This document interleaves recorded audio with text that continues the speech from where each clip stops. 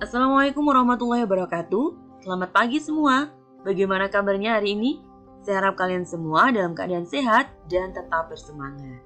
Bertemu lagi dengan saya, Buria, dalam mata pelajaran Bahasa Indonesia. Hari ini kita akan belajar materi teks eksplanasi. Ya, mulai dari pengertian, ciri, struktur, dan juga contohnya. Langsung saja, apakah kalian tahu apa itu teks eksplanasi? Ya, teks eksplanasi, kata eksplanasi berasal dari bahasa Indonesia yang menyerap bahasa Inggris explain, artinya menjelaskan. Sebelum kita bahas apa itu teks eksplanasi, silakan lihat gambar berikut ini. Apakah gambar ini? Ya, gambar ini adalah gerhana matahari. Gambar gerhana matahari. Gerhana matahari terjadi ketika posisi bulan terletak di antara bumi dan matahari, sehingga terlihat menutup sebagian atau seluruh cahaya matahari di langit bumi. Nah, itu adalah pengertian dari gerhana matahari. Lalu, bagaimana dan mengapa gerhana matahari ini bisa terjadi? Itu disebut dengan teks eksplanasi. Berikutnya, ada gambar pelangi. Nah, bagaimana dan mengapa pelangi bisa terjadi? Itu juga disebut dengan teks eksplanasi. Berikutnya, ada gambar fenomena gempa bumi. Nah, bagaimana dan mengapa fenomena gempa bumi bisa terjadi? Bagaimana sebab dan akibatnya? Dampaknya apa saja? Itu disebut dengan teks eksplanasi. Yang saya berikan contoh barusan adalah termasuk fenomena alam. Berikutnya, kita lihat gambar berikutnya. Nah, ini adalah sekumpulan orang sedang memakai masker atau disebut fenomena sosial memakai masker. Jadi, pandemi COVID-19 ini membuat masyarakat wajib menerapkan protokol kesehatan. Salah satunya adalah kewajiban memakai masker. Nah, kewajiban memakai masker ini menimbulkan fenomena sosial wajib memakai masker. Bagaimana dan mengapa ini bisa terjadi? Kemudian apa sebab akibatnya dan dampaknya apa saja? Itu disebut dengan teks eksplanasi. Berikutnya, fenomena pandemi COVID-19 ini mempengaruhi stabilitas ekonomi. Banyak masyarakat kecil yang kemudian terdampak oleh pandemi ini. Misalnya mereka kena PHK karena perusahaannya gulung tikar, kemudian pedagang tidak bisa berjualan karena harus mengikuti pembatasan skala besar dan lain sebagainya, sehingga terjadilah pengangguran.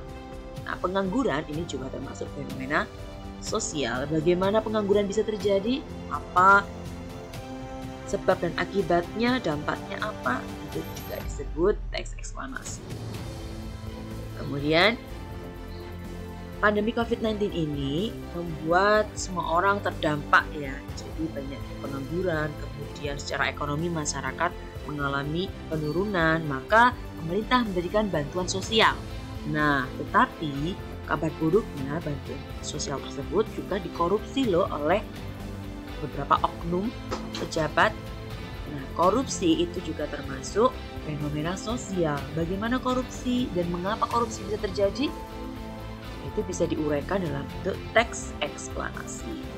Nah, fenomena ini tadi termasuk fenomena sosial ya. Jadi, memakai masker, pengangguran, korupsi ini termasuk fenomena sosial. Dari penjelasan ini tadi bisa disimpulkan bahwa pengertian dari teks eksplanasi adalah teks yang berisi penjelasan tentang proses terjadinya fenomena alam dan sosial yang terjadi di sekitar kita. Bagaimana fenomena tersebut bisa terjadi, apa dampaknya, apa sebab dan akibatnya yang ditimbulkan, itu termasuk teks eksplanasi. Sekarang kita akan masuk ke tujuan.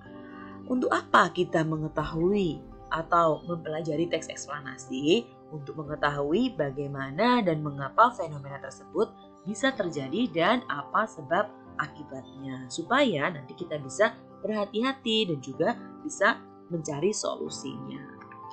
Berikutnya kita akan masuk ke ciri-ciri teks eksplanasi. Ciri teks eksplanasi yang pertama, informasi yang disampaikan berdasarkan fakta atau bersifat faktual. Jadi, informasi dalam teks eksplanasi harus bersifat fakta, berdasarkan kenyataan yang terjadi di lapangan, tidak boleh ada berbau subjektif atau pendapat seseorang. Jadi harus berdasarkan fakta yang bisa dipertanggungjawabkan kebenarannya. Kemudian, bersifat ilmiah, artinya teks eksplanasi itu bersifat sains ya, atau ilmiah. Jadi biasanya berupa teori atau hasil penelitian para ilmuwan yang bisa dipertanggungjawabkan kebenarannya juga. Kemudian yang ketiga, bersifat informatif. Jadi teks eksplanasi itu bersifat informatif, memberikan informasi kepada pembaca tanpa mempengaruhi pembaca. Jadi hanya memberikan informasi saja tanpa ada menggiring opini, gitu ya.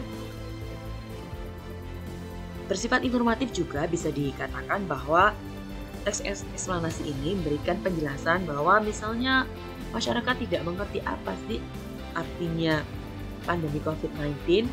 Nah, setelah dijelaskan dalam teks eksplanasi apa itu pengertian dan juga sebab akibat yang ditimbulkan dari pandemi COVID-19 atau virus corona, maka masyarakat mendapatkan informasi. Itu disebut dengan bersifat informatif. Berikutnya, yang keempat adalah fokus pada hal umum. Jadi, teks eksplanasi itu fokus pada hal yang bersifat umum saja. Misalnya tadi membahas fenomena alam gempa bumi. Nah, yang dibahas bukan gempa bumi yang terjadi di Palu atau gempa bumi yang terjadi di Jogja, tetapi hanya gempa bumi saja. Jadi apa itu gempa bumi, pengertian dan juga sebab akibatnya, bagaimana dan mengapa bisa terjadi. Jadi sifatnya umum, bukan khusus di suatu tempat. Berikutnya, yang kelima menggunakan kata penanda urutan. Jadi ciri yang berikutnya ini teks eksplanasi menggunakan penanda urutan bisa pertama, kedua, ketiga, setelah itu. Jadi ada urutan atau sistematikanya seperti itu. Baiklah, ini tadi adalah ciri-ciri teks eksplanasi. Kita akan lanjut ke bagian struktur teks eksplanasi. Yang pertama ada pernyataan umum, yang kedua ada urutan sebab akibat, yang ketiga ada interpretasi. Seperti teks pada umumnya, pada bagian pernyataan umum ini berisi gambaran umum fenomena atau peristiwa alam atau sosial yang akan dibahas. Jadi bisa pengertian atau definisi. Misalnya pengangguran adalah, pengertian dari pengangguran. Gempa bumi adalah, gerhana matahari adalah. Jadi bisa berisi pengertian atau definisi umum dari fenomena yang akan dibahas. Kemudian pada bagian urutan sebab akibat, ini dijelaskan tentang penyebab dan akibat yang ditimbulkan dari fenomena tersebut. Bagaimana proses dan sebab akibatnya apa saja, itu ada di bagian urutan sebab akibat. Kemudian yang terakhir bagian interpretasi ini berisi tanggapan atau pernyataan terkait fenomena yang dibahas dalam teks tersebut. Bisa juga berisi kesimpulan dari teks yang dibahas. Baiklah, kita akan langsung ke contoh teks eksplanasi yang berjudul perundungan atau bullying anak atau bullying ya. Ini termasuk fenomena sosial. Bullying ini sekarang sedang marak terjadi ya, yang baru-baru ini viral. Bullying yang terjadi di salah satu instansi ya yang sedang viral. Kita akan bahas apa itu bullying anaknya. Beberapa waktu belakangan peristiwa bullying pada anak semakin marak terjadi.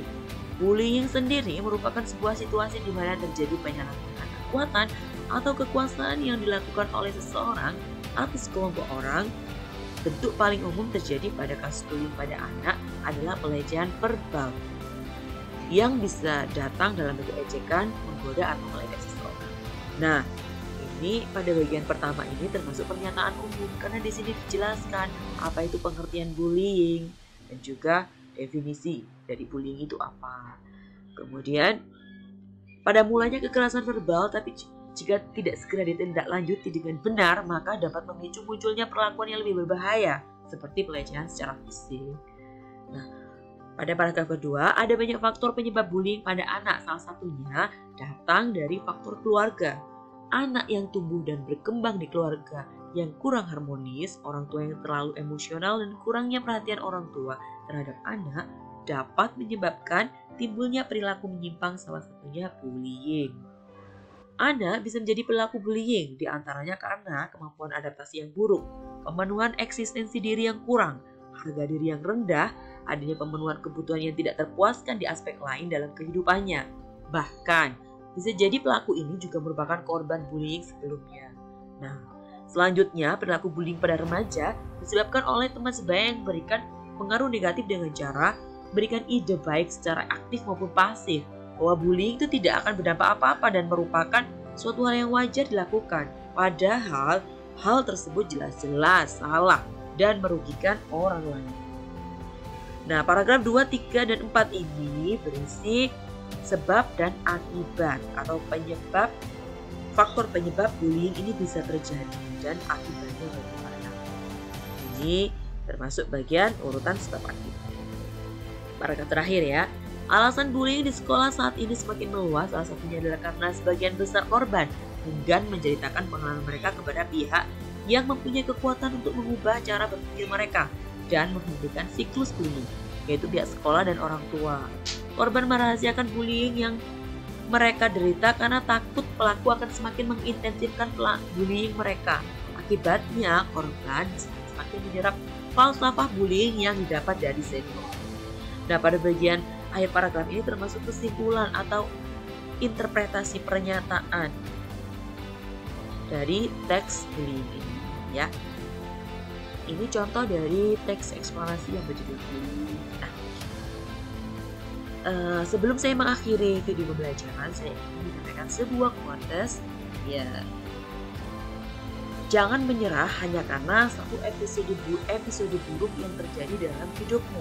Teruslah melangkah, kisahmu belum berakhir di sini. Jadi walaupun saat ini kita sedang mengalami hal buruk atau hal yang menyedihkan, tapi teruslah melangkah ya, jangan menyerah. Karena kisahmu belum berakhir di sini. Kamu masih ada harapan untuk bisa melakukan hal positif yang lain. Jadi jangan pernah menyerah ya. Baiklah, terima kasih anak-anak sudah menyimak video pembelajaran hari ini. Mudah-mudahan kalian paham dengan apa yang sudah saya sampaikan. Dan mudah-mudahan video ini bermanfaat. Jangan lupa subscribe and like. Dan komen di bawah ya. Terima kasih. Assalamualaikum warahmatullahi wabarakatuh.